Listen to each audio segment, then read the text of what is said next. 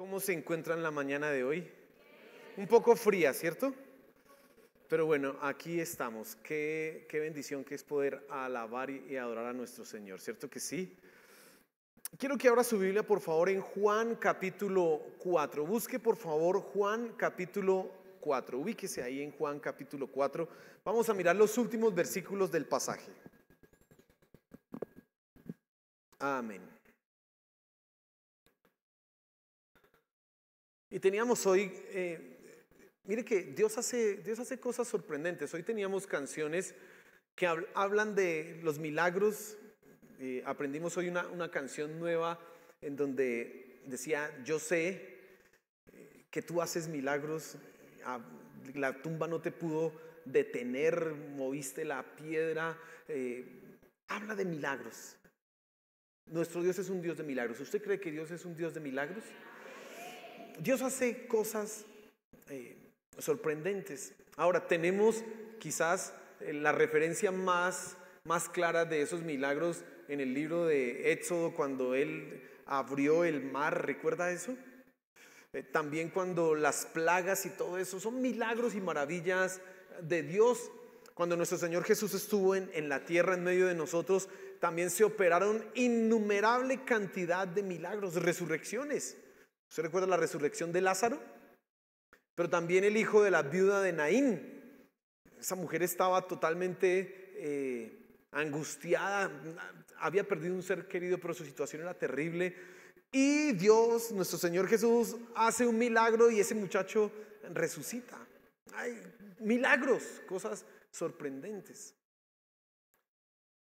Y creo yo que ser cristiano, estar en los caminos de Dios, es tener un entendimiento de que hay un Dios que hace milagros y hace maravillas. Hay un Dios que interviene en nuestros destinos. Es decir, que no está alejado de nuestra realidad. Los ilustrados, por ahí en el siglo XVIII, XVII, creían que Dios había hecho el mundo y le había dado cuerda y lo había dejado andando. Eso se llama deísmo. Y entonces, en ese sentido, si Dios hizo el mundo y lo dejó andando, ¿Él hacía milagros? No, porque Él lo dejó funcionando. Para ellos la existencia de milagros se convirtió en una imposibilidad, porque admitir que existieran milagros era admitir que había algo que se saliera fuera de lo normal y natural, que se saliera y que rompiera las reglas y las leyes de la naturaleza.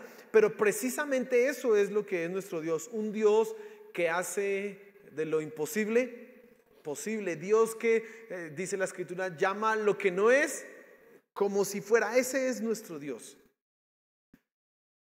Pero hay incredulidad. Y si algo tú tienes que cuidar tu corazón, es precisamente de incredulidad. Y el título de la enseñanza es precisamente eso: la desgracia de la incredulidad. Porque hay una desgracia en eso. Y yo quiero ser muy claro y muy preciso en esto. Quiero concienciarlo a usted, hacerlo profundamente responsable de una verdad. Aquí no es que nosotros decidamos creer o no creer y que no pasa nada. Creo que hay un pensamiento en las personas que sostienen que creer que Dios hace milagros o creer en Dios es una posibilidad entre otras. La otra posibilidad es creer que Él no existe, y otra, pues, creer que Él existe pero que nada tiene que ver conmigo. No, aquí solo hay una posibilidad: crees que Él existe o no crees que Él existe. Y aunque tú digas que Él existe, si no vives de acuerdo a su palabra, es como si le negaras. Y cuando es esa circunstancia y cuando es esa situación, tú y yo vamos a tener un problema si vivimos de esa manera. Por lo tanto, la incredulidad es algo que debemos cuidarnos, y vamos a tratar un poco esta mañana de explorar qué es eso de la incredulidad, porque no es netamente negar a Dios. Digamos que podemos pensar que la incredulidad es directamente ser un ateo. No creo en Dios, entonces soy un incrédulo. Sí, claro, ese es un incrédulo, no tiene fe, no vive su vida por fe, no cree ni siquiera que exista Dios como tal, menos como una persona. Usted sabe que los ateos dicen que nos hemos inventado la idea de Dios como una respuesta a las cosas inexplicables de este mundo, entonces surgió Dios y por eso es que se existe, y la religión lo que hace es precisamente incentivar este pensamiento acientífico, este pensamiento irracional. Y entonces creemos en un Dios porque no creemos en la ciencia, creemos en un Dios porque no creemos en la racionalidad, dicen ellos. Algunos filósofos han dicho que los seres humanos, o que la humanidad más bien, debe superar ese estado infantil e inmaduro, ese estado adolescente, de seguir creyendo en Dios para pasar a un estado adulto y maduro en donde Dios ya no exista. Imagínense. Eso es una parte de la incredulidad, pero esa no es la que más me preocupa. ¿Por qué no me preocupa esa? Porque sé que la mayoría de los que están esta mañana aquí creen en Dios. Sé que la mayoría de los que esta mañana escuchan esta enseñanza y han alabado con las canciones no niegan la existencia de Dios, pero aún así podemos ser susceptibles de incredulidad y podemos tener vidas desgraciadas. Ahora, cuando utilizo la palabra desgraciada o la palabra desgracia, es simplemente sin gracia. ¿Y usted sabe qué es la gracia? Lo que sostiene nuestra vida. La gracia de Dios es su amor manifiesto, inmerecido, entregado y otorgado a nosotros, que necesitamos para seguir adelante. ¿Usted está de acuerdo conmigo? Pero una persona que es incrédula pues está en desgracia o sin gracia. La incredulidad es algo que tú tienes que cuidar. Y vamos a leer la escritura y vamos a fijarnos entonces en cómo personas fueron incrédulas y no pudieron ver, disfrutar, ser beneficiados de la presencia de nuestro Señor Jesús. Y bueno, que nuestros corazones sean guardados de eso mismo. Dice Juan capítulo 4 versículo 43. Por favor, esté atento ahí, siga conmigo la lectura. Dice: después de los 2 días salió de allí para Galilea, porque Jesús mismo dio testimonio de que a un profeta no se le honra en su propia tierra. Así que cuando llegó a Galilea, los galileos le recibieron, pues habían visto todo lo que hizo en Jerusalén durante la fiesta, porque ellos también habían ido a la fiesta. Entonces vino otra vez a Caná de Galilea, donde había convertido el agua en vino. Ahorita vamos a continuar leyendo los versículos que siguen ahí adelante, pero fíjese esto acá. Venimos de la historia de la mujer samaritana, ¿no? Entonces, el Señor Jesús está en un viaje de Judea, que está en el sur, a Galilea, que está en el norte. Y en el intermedio pasa por Sicar. Dice aquí el pasaje que se quedó, ¿cuántos días? 2 días. Y ahí mucha gente se convirtió en Sicar, la mujer primero, y de ahí para allá mucha gente que escuchó al Señor Jesús y escuchó lo que esta mujer decía. Pero él tiene que seguir su camino, no se va a quedar viviendo en Sicar, así que él va a Galilea. Ahora, aquí en el pasaje hay algo que debe llamar nuestra atención porque es interesante. De repente Juan dice, después de los 2 días salió de allí para Galilea, y aparece un porqué, pero no nos dice el antecedente a ese porqué. Dice, porque Jesús mismo dio testimonio de que a un profeta no se le honra en su propia tierra. Y tendríamos que preguntarnos, ¿y por qué ese versículo está ahí? ¿Qué aconteció antes de que el Señor Jesús dijera estas palabras? ¿Qué estaba pasando en esta situación? Bueno, ya lo vamos a mirar en detalle, porque es lo que precisamente nos va a ayudar a entender cómo la incredulidad impide en primera instancia la visita de Dios. Pero fíjate que él va, y Juan no es específico a qué lugar de Galilea llega, porque Galilea es una región grande, amplia. Entonces cuando él dice llegó a Galilea y dice que no llegó a su tierra, tendríamos que preguntarnos ¿a qué tierra se está refiriendo? Unos dicen que era Judea, Belén, Jerusalén, pero pues el Señor Jesús no vivió en Jerusalén, usted sabe, ni en Belén. Él nació en Belén, pero ¿dónde vivió? En Nazaret, en Galilea. Se trasladó muy niño a vivir allá, y toda su infancia, su juventud la vivió en Nazaret. Por lo tanto, lo que está diciendo Juan es que hubo un momento en ese viaje después de Sicar, antes de llegar a Caná de Galilea, que el Señor Jesús pasó por Nazaret, el lugar donde él había vivido su infancia, el lugar donde su papá seguramente tenía una carpintería y era conocido en el poblado donde el mismo Señor Jesús había jugado. Yo no sé si jugaban ponchados, pero seguramente jugó ponchados, no sé, algo allá jugaría el Señor Jesús con los niños y todos lo vieron. Lo vieron de 8, 10, 12, 15 años, 17, 20, 22 años. Ahí vieron al Señor Jesús, convivieron con él. Esa Nazaret en donde creo que Juan está haciendo una referencia, dice, y que explica este versículo. Ahora, ¿qué sucedió en Nazaret para que el Señor Jesús dijera que a un profeta no se le honra sino solamente... Perdón, que un profeta es sin honra solamente en su propia tierra? Ahora, no sé si para usted es claro ese versículo o ese dicho, pero vaya, aquí tenemos que aclararlo. Y básicamente el Señor Jesús está diciendo: el único lugar donde a una persona no se le honra es en su propia casa. Él lo usa en términos de profeta y dice: un profeta, en el único lugar en donde no recibe honra ni trato como un profeta es en su propia casa. Va a otro lugar y allá sí, venga profeta, bienvenido, siga por favor, pero en su propia casa no. Ahora, mire lo que pasaba acá en Nazaret cuando el Señor Jesús fue, y quiero que mire Mateo capítulo 13. Y vamos a mirar acá, porque Juan no nos explica esto, pero en Mateo capítulo 13, específicamente el versículo 54 en adelante, nos dice lo que pasaba, y los voy a leer acá para que usted tenga presente. Mateo capítulo 13, versículo 54, y dice así: y llegando a su pueblo, les enseñaba en su sinagoga, de tal manera que se maravillaban y decían, mire las palabras de ellos: ¿dónde obtuvo esta sabiduría y estos poderes milagrosos? ¿No es este el hijo del carpintero? ¿No se llama su madre María y sus hermanos Jacobo, José, Simón y Judas? ¿No están todas sus hermanas con nosotros? ¿Dónde pues obtuvo todas estas cosas? Y se escandalizaban a causa de él. Pero Jesús les dijo, mira otra vez las palabras: no hay profeta sin honra, sino en su propia tierra y en su casa. Y no hizo muchos milagros allí a causa de la incredulidad de ellos. Ya entendemos por qué el Señor Jesús dijo lo que dijo en Juan. Juan no nos explica esto que ha pasado, pero usted tiene que figurarse lo que está sucediendo. El Señor Jesús va de camino, pasa por Sicar, etcétera, llega a Nazaret, se supone que ahí lo deben recibir. Ha hecho milagros, ¿en dónde? En Jerusalén.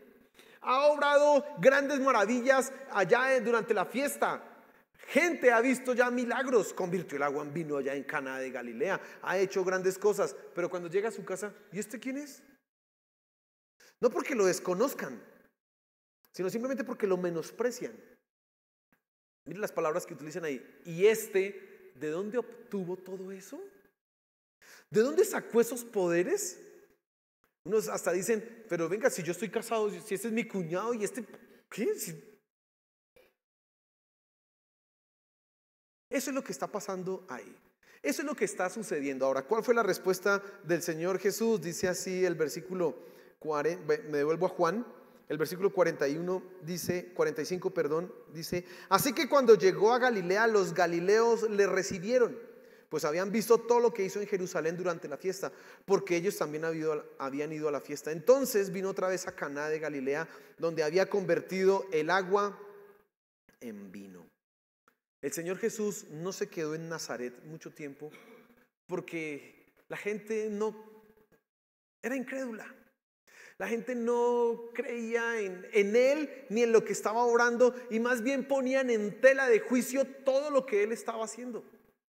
¿De dónde eres? ¿Y de dónde sacó? ¿Y por qué? Y estaban colocando todo lo que nuestro Señor Jesús estaba haciendo en tela de juicio. Para ellos no era el Señor, era simplemente Jesús,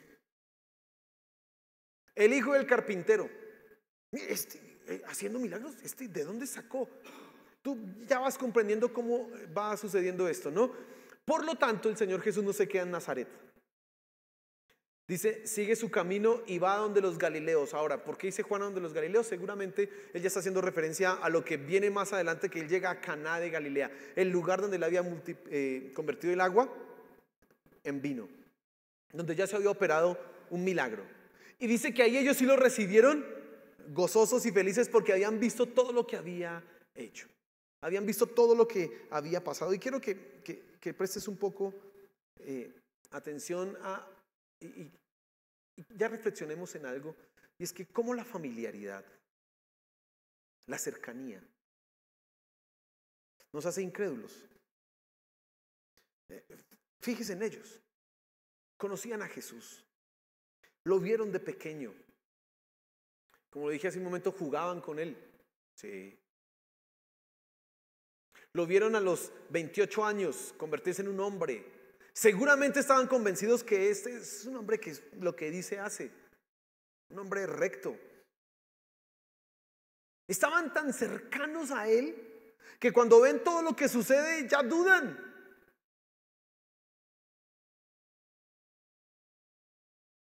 La familiaridad mata, hermano. Y ahorita cantábamos canciones y yo, mientras hacía la introducción a la enseñanza, les decía, Dios es un Dios de milagro, y todos decían, amén, Dios hace maravillas, amén. Y estamos como tan familiarizados con ese lenguaje de la fe, con ese lenguaje de las maravillas, con ese lenguaje de los milagros, que todos decimos amén. Es más, aquí alguien dice que no cree, lo miramos raro. Estamos familiarizados en eso. Pero a veces esa familiaridad puede matar precisamente nuestra fe y nos puede hacer incrédulos. Es lo que le está pasando a Nazaret. Son tan cercanos al Señor Jesús. Mencionan ahí a los hermanos de Jesús. Mira, aquí está Jacobo, aquí está Judas, aquí están ellos. Mire, y este, ¿por qué sale con esos? Están tan familiarizados con él que ya no les cabe la posibilidad de que pueda ese hombre que está frente a ellos obrar maravillas y milagros. Así te puede pasar a ti. Estás tan familiarizado con el lenguaje cristiano, estás tan familiarizado con las cosas de venir a la iglesia, estás tan familiarizado con la alabanza, estás tan familiarizado con todo lo que se hace como cristianos que no te has dado cuenta que ya no crees.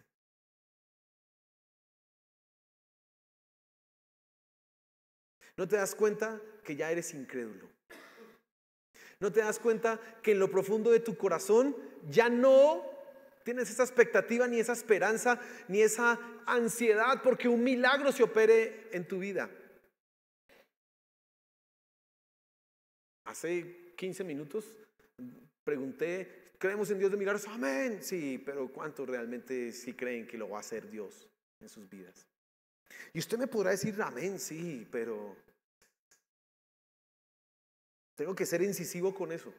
Porque a veces la familiaridad nos mata. Hemos escuchado tantas enseñanzas, hemos escuchado tantas cosas, y hoy con este mundo de la información que está aquí al alcance de la mano, usted en su celular puede mirar lo que se hace en tal iglesia, lo que se hace en tal iglesia. Usted puede estar ahorita aquí in situ conmigo en el servicio, pero puede tener ahí en su celular el servicio de la otra iglesia aquí. Y está tan familiarizado con eso que ya no vemos milagros. Los escuchas que suceden en otro lado, pero en tu caso y en tu vida como que puede que sí, puede que no. Hermano, la familiaridad mata. No puedes permitir que tanto conocimiento de Dios, no puedes permitir que tanto venir a la iglesia, no puedes permitir que tanto escuchar de maravillas que se han hecho, de alguna forma te lleve a ti a dudar que en ti se puedan hacer o que se puedan realizar en tu vida. Hay dos consecuencias principales de la incredulidad que encuentro en este pasaje. El primero es que Nazaret no disfrutó de la visita de Dios. Así que una desgracia de la incredulidad es precisamente que Dios no te visita. Volvamos otra vez allá a Nazaret. ¿Quién está llegando a Nazaret? ¿Cualquier personaje? El Dios hecho carne, el Rey de Reyes encarnado. Está llegando a pisar, mire, el Señor Jesús estaba pisando un pedazo de tierra ahí en Nazaret, y ese pedazo de tierra ya era bendecido porque Él lo pisó. Pero esta gente incrédula se perdió esto. Mateo capítulo 13 dice, y el Señor Jesús no pudo hacer muchos milagros allí a causa de la incredulidad de ellos. Es sorprendente que gente que creció con Jesús no vea tantas maravillas del Señor Jesús. Es sorprendente. Gente que podía con mayor confianza, escuche esto. Jesús, tú eres el Mesías. Jesús, recuerda, ahí podían usar ahí la influencia, ¿no?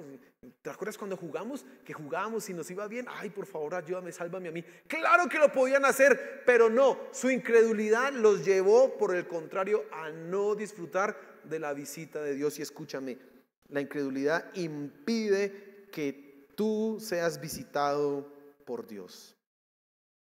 Si algo quiere hacer Dios en el hombre, es visitarlo. Si algo quiere hacer Dios en tu vida, es visitar tu vida. Desde siempre ese ha sido su plan. En el huerto del Edén, ¿qué hacía? Habitaba con ellos. Dios los visitaba. Estaba ahí, caminaba con ellos. Habitaba ahí. ¿El pecado vino y rompió esa relación? Sí, claro. Pero aún así Dios no se detuvo, aún así siguió con su deseo de querer visitar al hombre. Y tú lees las historias en el Antiguo Testamento de cómo un ángel, el mismo Dios, el mismo Jesús se manifestaba a los hombres. Dios siempre ha querido, pero sobre todo cuando nuestro Señor Jesús se encarna y va a la cruz del Calvario, es su visitación por excelencia. Y esa muerte en la cruz del Calvario abre precisamente la posibilidad de que nosotros hoy podamos ser visitados por Dios. Pero la incredulidad impide que tú seas visitado por Dios. Pierdes tú esa bendición, pierdes tú ese beneficio, pierdes tú esa maravilla.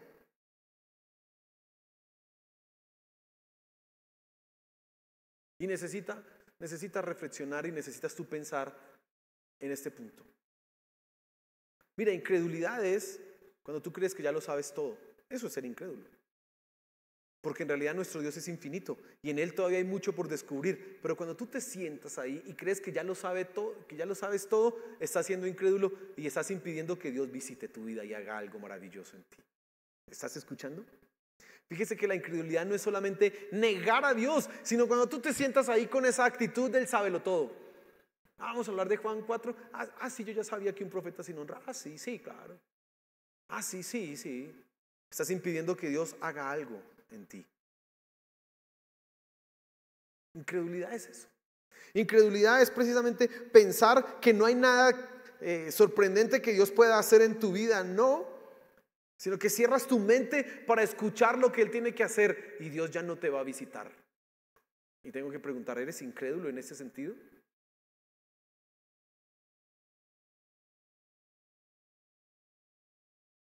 Incredulidad es pensar que ya no necesitas nada. Muy raro alguien dirá que no necesita nada. Todos, si somos preguntados, ¿necesitas algo? Sí, siempre necesitamos algo. Pero cuando la pregunta se hace más profunda y directa y nuestras actitudes debieran reflejar eso, ahí se sabe quién es incrédulo o quién tiene fe. Pero hay gente que puede llegar a la iglesia, a sentarse ahí donde estás tú y creer que no necesita nada, creer que ya lo sabe todo, y eso te hace un incrédulo y Dios no te va a visitar. Va a ser lo mismo que hizo con Nazaret. Bueno, aquí no se pudo hacer mucho porque esta gente no cree. Yo quiero visitar, yo vengo a pasar un rato acá, yo vengo a traer maravillas y bendiciones, pero sencillamente estas personas no creen. Más que negar a Dios, más que negar el poder de Dios, tienes que revisar las actitudes que hay en tu corazón que te llevan a pensar que no necesitas nada hoy o que ya lo sabes todo, porque eso es incredulidad. ¿Y cómo te pierdes que Dios haga algo en ti?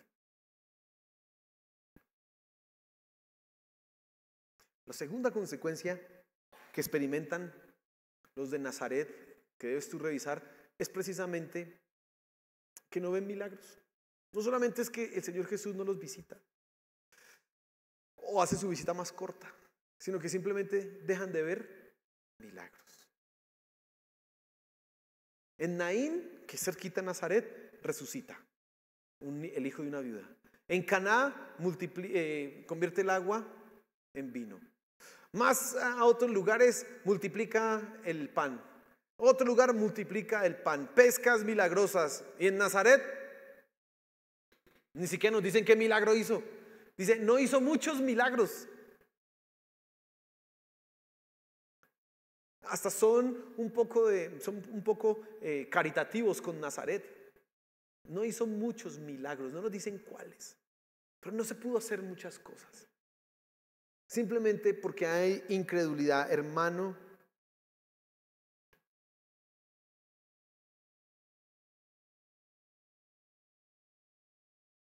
Creer que hoy día Dios no hace milagros es impedir que Él haga milagros. Escucha lo que estoy diciendo. Creer que Dios hoy no hace milagros es impedir que Él haga milagros. No porque le quitemos el poder a nuestro Dios, simplemente porque nuestra incredulidad cierra esas maravillas en nuestras vidas o en los que nos rodean.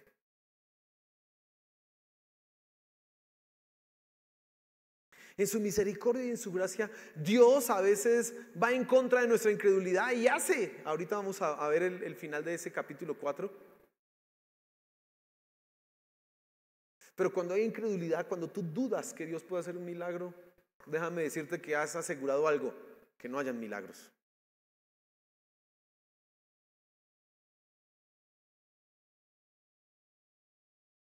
Por eso cantamos canciones como las que hoy cantábamos, en donde eres el rey vencedor. Dice, hoy los muros caerán, las cadenas se romperán. Nosotros creemos acá en esta iglesia que Dios puede transformar tu vida y ser libre. Que Dios puede romper cualquier atadura de opresión. Hermano, no hay demonio que se resista al poder de Dios. ¿Me está escuchando? Sí, normalmente usted no me va a escuchar aquí reprendiendo un demonio por aquí y por allá, pero yo creo que ningún demonio aquí entra, porque aquí está la gloria y la presencia de Dios. Amén. Y ya, eso es lo que nosotros creemos. Oramos por sanidades porque creemos, y yo creo que Dios puede sanar a alguien. Amén. Pero he escuchado por ahí, y espero que usted no se la pase escuchando eso, de gente que pone en duda milagros, llamados cristianos, que dicen que hoy no, que los dones no son para hoy. Nos dejan con un Dios todopoderoso, pero que no hace nada poderoso hoy día. Entonces ese Dios finalmente no resulta siendo poderoso. Es raro, ¿cierto? Y quitan todo lo maravilloso y milagroso que Dios puede hacer. Cuando resulta que Dios, nuestro Señor, sí hace maravillas y milagros. Pero cuando tú empiezas a pensar en tu mente y a creer en tu corazón que Dios no opera un milagro o en tu vida o en los que están alrededor, déjame decirte y asegurarte que lo único que has ganado es que Dios no se mueva.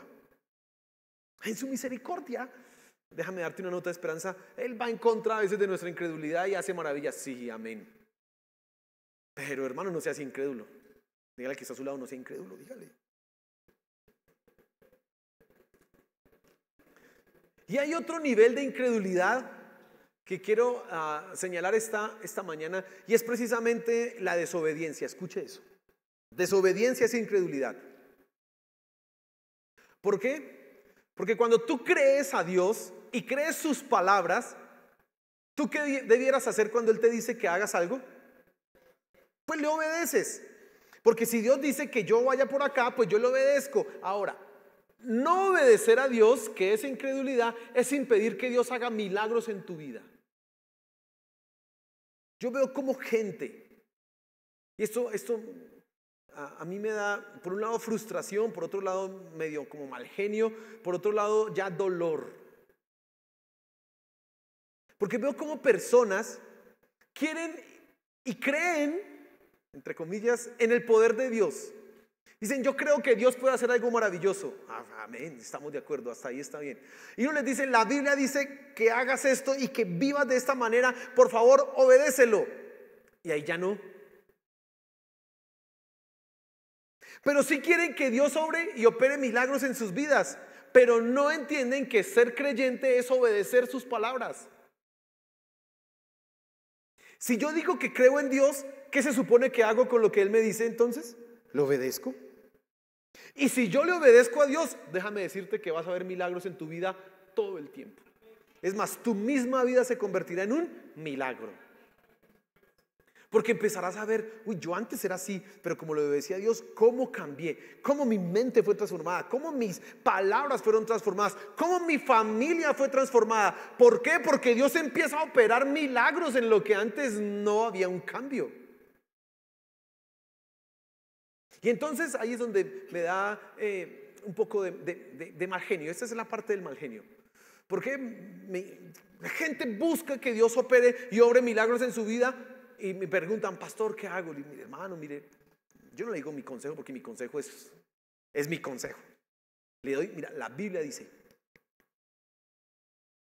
¿quieres ser bendecido? Hazle caso. Y le ayudo a hacer un programa, un proyecto de aplicación de ejecución. Listo, hazle caso a eso. Después de 1 año, 2 meses, 6 meses, un tiempo, voy a mirar cómo te digo, no, estoy peor, pastor, deme otro consejo y me haga decirle, pero ya le di un consejo, haga ese y después miramos otro. Pero si no hace ese, ¿para qué quiere el otro? ¿Y sabe qué es lo que pasa? Que cuando tú empiezas a desobedecer y no ves el milagro y el poder de Dios en tu vida, empiezas a dudar más de Él. Pero no es culpa de Dios, es culpa tuya. Porque Dios sí quiere bendecirte, Dios sí quiere obrar maravillas y milagros en tu vida, pero si no le obedeces,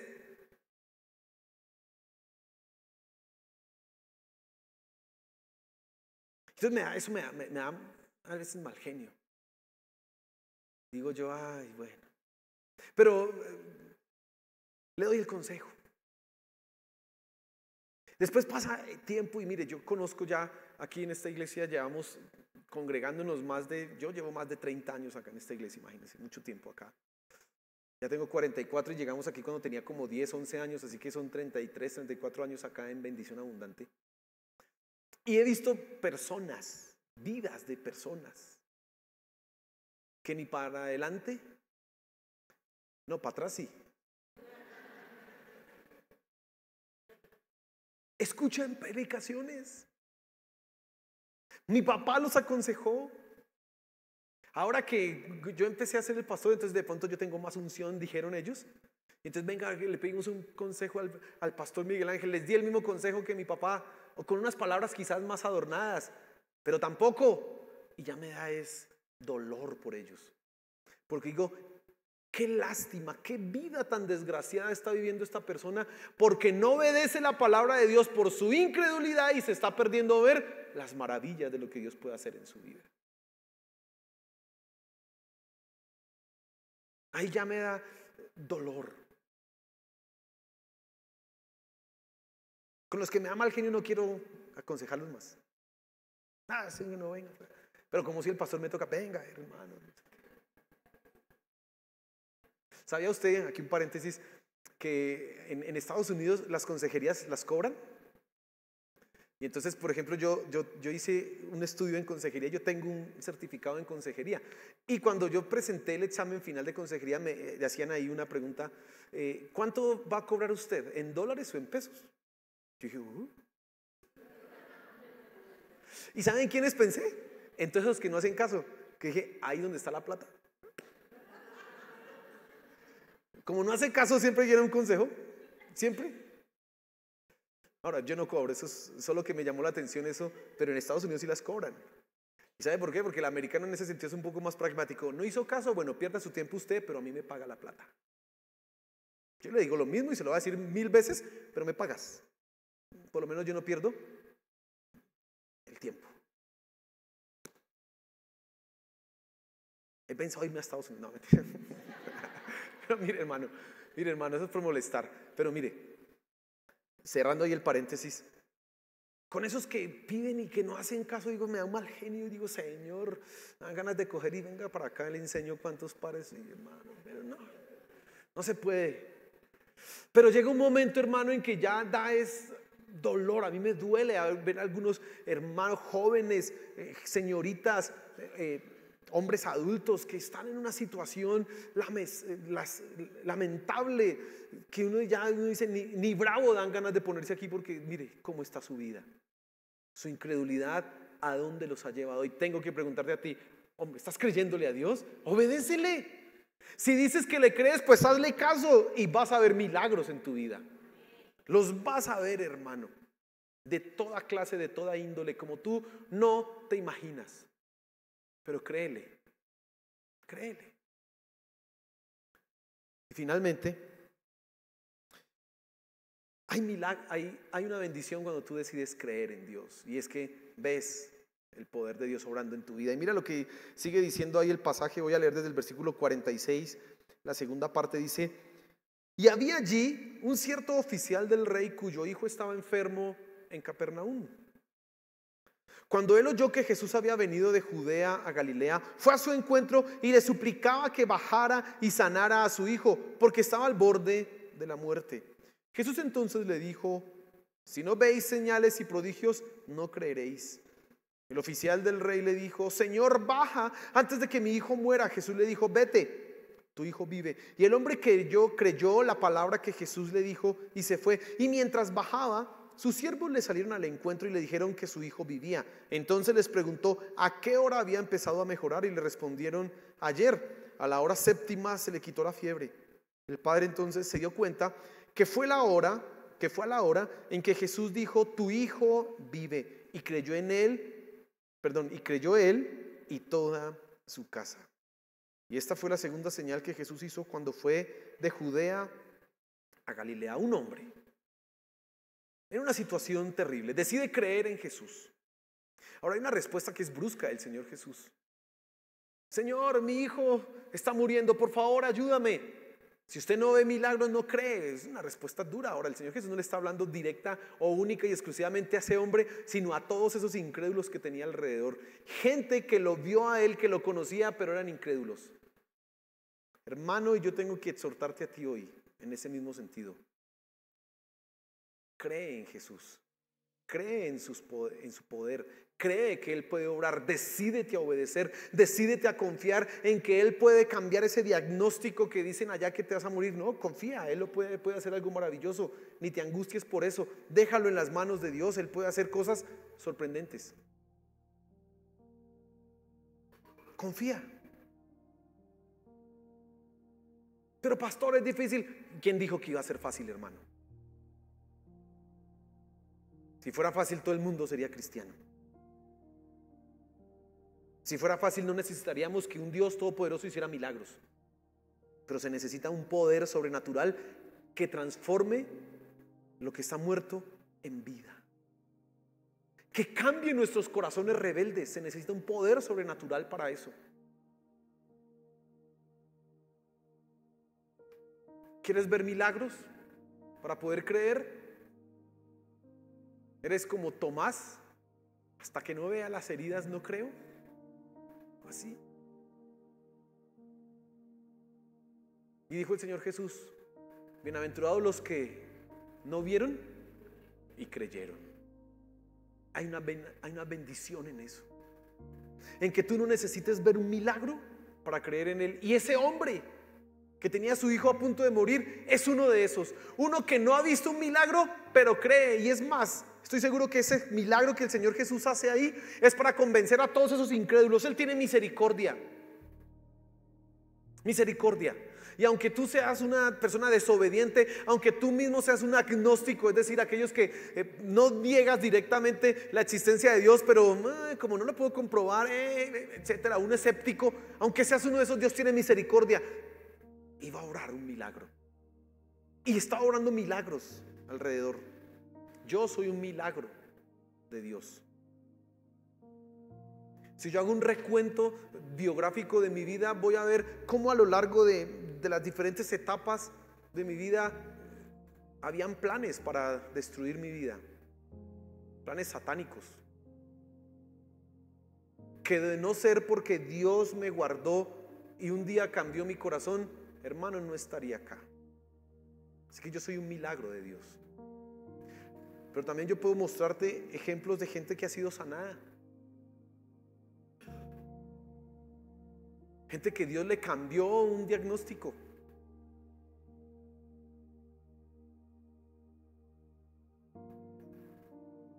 En tu incredulidad, en esa duda profunda de tu corazón, Dios aún así tiene misericordia y dice, bueno, te voy a dejar ver unos milagros para que no seas incrédulo. ¿Y qué pasó con este hombre? Dice, él creyó y se fue. Él no vio el milagro. El Señor Jesús le dijo, tu hijo vive. Y uno diría, no, pues que dame una garantía, colóqueme aquí una firma, porque si no. Pero creyó, imagínense, creyó. ¿Qué prueba empírica tenía él para creer? No, es más, no podía. Hoy día cogemos el celular. ¿Cómo está el niño? ¿Ya se levantó? No, en esa época no había celular. Es más, nos dice que al otro día. Así que él se fue con una palabra de fe, con una palabra de autoridad. Jesús le dijo, tu hijo vive, y él se fue con eso, nada más. No necesitó ver el niño corriendo, no necesitó caer en un éxtasis, no necesitó que le mostraran allá una visión de su niño corriendo, nada, no necesitó nada de eso. Simplemente creyó, se fue y su hijo fue sano. Pero lo más sorprendente de esto, la sanidad del hijo, claro, no, lo más sorprendente es que él creyó, y esa palabra que dice ahí creyó es que él colocó su fe totalmente en Jesús y toda su familia. Toda su familia. Hay una bendición tremenda cuando tú le decides creer a Dios, cuando tú decides confiar en su poder, cuando tú decides confiar en lo que Él hace, aunque no veas la prueba empírica acá, y tú decides, voy a obedecer a tu palabra porque creo que ella es la verdad, creo que tú eres fiel y cumplirás lo que has prometido. Déjame decirte que a la vuelta del tiempo verás el milagro. Déjame decirte que pasarán los años, pero verás la obra de Dios. No puedes verla hoy, claro, no la puedo tocar, no la puedo palpar, pero si Dios dice que lo hará, Él lo hará, hermano. Él cumplirá su palabra. Confía en eso, hermano. Confía en eso. Aleluya. Póngase en pie, por favor, y oremos a nuestro Señor. Pidámosle perdón por nuestra incredulidad, porque sí que somos incrédulos. Señor, cuando desobedecemos, estamos diciendo, no creo en lo que tú dices. Cuando alguien nos dice, mire que tal persona Dios le hizo un milagro, y nosotros, sí, será. Dios hace milagros, Dios opera, Dios obra, Dios hace cosas maravillosas. Él hace cosas que nosotros no podemos entender, que no nos podemos imaginar. Hay cosas que en nuestra mente no caben, pero ese es nuestro Señor, un Dios de maravillas, de prodigios, de milagros. Amén. Señor, gracias. Gracias porque has hablado a nuestro corazón y no queremos ser incrédulos. Yo no quiero ser un incrédulo, Señor. No quiero perderme tu visita. No quiero perderme tus milagros. Por el contrario, quiero, como este hombre, ver tus milagros en mi vida, y sé que ya estás obrando. Ayúdanos, Señor, a no ser incrédulos. Perdónanos, por favor. Perdónanos. Perdónanos. Habla con Dios. Y yo sé que tú puedes reconocer áreas en las que has sido incrédulo. Puede ser en milagros, puede ser en tu obediencia. Yo sé que hay circunstancias en las que tú puedes reconocer eso y pídele perdón. Sé también que esta mañana hay personas que quizás no han rendido su vida a Cristo Jesús porque no creen en Él, creen que esto es un cuento, creen que es una falsedad, creen que es un negocio. Esa incredulidad lo único que está haciendo es llevando tu vida a no experimentar la bendición de Dios. Decide creer, decide confiar, decide rendir tu vida a la mano y en el poder de Dios, y vas a ver cómo su gloria se manifestará en ti. Señor, aquí estamos. Gracias por tu palabra. Ayúdanos, Señor, ayuda nuestra fe, aumenta nuestra fe, que podamos cada día más confiar en ti, descansar en ti, aunque no entendamos, aunque no veamos, aunque no comprendamos, que estemos dispuestos a seguir lo que tú dices, porque tú eres fiel y tú harás maravillas, y tú eres un Dios de milagros, tú eres un Dios de prodigios, Señor. Gracias, gracias, Padre Celestial. Gracias, mi Señor. Te honramos a ti, te honramos esta mañana. Gracias, mi Señor Jesús. Amén, amén, amén.